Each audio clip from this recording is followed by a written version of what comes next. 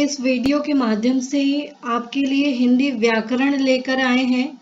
इसका एक टॉपिक तत्सम शब्द और तत्भव शब्द ये क्या होते हैं, इसके बारे में हम इसमें पढ़ने वाले हैं। तत्सम और तत्भव शब्द क्या होते हैं, इसके क्या उदाहरण हैं और इसके बहुत सारे उदाहरण को हम इसमें देखने वाले हैं। तो आइए स्टार्ट करते हैं। सबसे पहले हम ये समझेंगे कि तद्भव और तत्सम शब्द होता क्या है। पहला है तद्भव। तद्भव शब्द क्या होते हैं?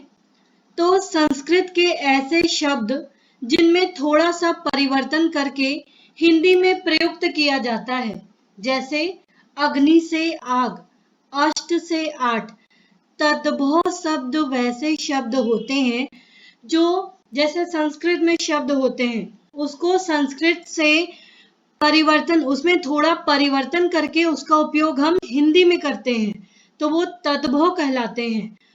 जैसे यहाँ दिया अग्नि, अग्नि ये संस्कृत वर्ड है जिसे परिवर्तन किया गया है आग, तो हम इसका प्रयोग आग शब्द हिंदी में किया करते हैं।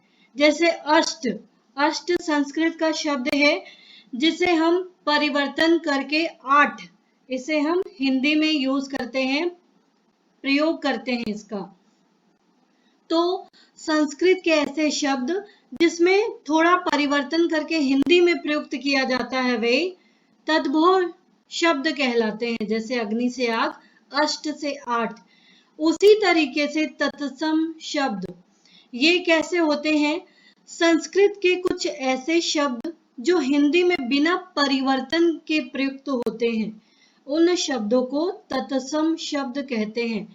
संस्कृत के कुछ शब्द जो हिंदी में बिना कोई चेंज किए हुए एज इट इज, जैसे हम कह सकते हैं कि ज्यों का त्यों प्रयोग किया जाता है, जैसे शब्द संस्कृत में है वैसे ही हिंदी में प्रयोग किए जाते हैं, तो उसे हम तत्सम शब्द कहते हैं। शॉर्ट फॉर्म में बोला जाए तो संस्कृत शब्द, संस्कृत के शब्द होते हैं जो हम हिंदी में प्रयोग करते हैं, जैसे माता, हृदय, जननी, शस्त्र इत्यादि।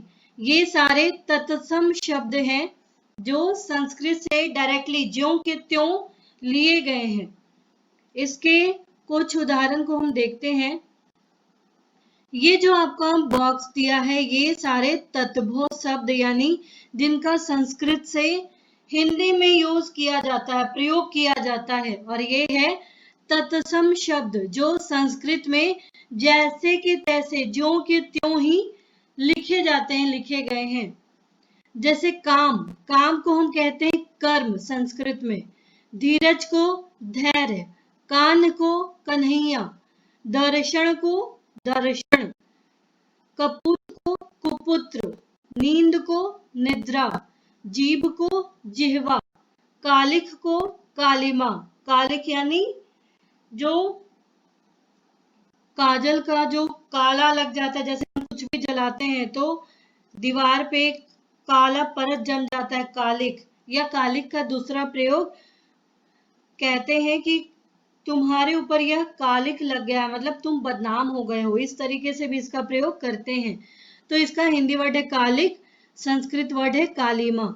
आसरा, आश्रय, आशु, अश्रु, न्योता, निमंत्रण, अस्पताल, चिकित्सालय। धर्म कर्म, धर्म कर्म, ये संस्कृत वर्ड है। ठंडी, शीतल, वर्ष को वर्ष कहते हैं। जतन को हम संस्कृत में यत्न कहते हैं। बच्चा को बालक या वत्स कहते हैं। कभी को कदाचित, गांव को ग्राम, सूना को शून्य, व्याकुल को व्यग्र, जिंदा को जीवित, हाथ को हस्त। नेक्स्ट है पत्थर।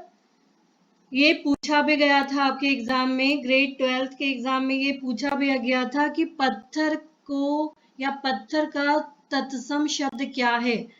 तो पत्थर को पाषाण, चक्कर को चक्र, ये भी आया था हंसी, हंसी को संस्कृत में हास्य कहते हैं। आम को आम्र, चोंच को चंचू, तुरत को त्वरित, कहते हैं ना तुरंत जाओ तो त्वरित, कागज को कागद, पलंग को पर्यंक, घोड़ा को घोटक, सलाई को शलाका, उपटन को उद्रतन। नेक्स्ट है तीता, तिक्त, कैंची को करतरी, पीर को पीड़ा, ओठ को ओष्ठ, घड़ा को घट, मोक्ष को मुक्ति, भोग को भुक्ति, कुआं को कूप, ये भी आया हुआ एग्जाम में, कुआं को कूप, मे को माया, चौथा को चतुर्थ, सांप को सर्प, अति को अतीव, दरवाजा को द्वार, आग को अग्नि, ये हमने अभी एग्जाम्पल में भी पढ़ा कि अग्नि को आग कहते, तद्भव यानी हिंदी शब्द है ये, और तत्सम संस्कृत शब्द है।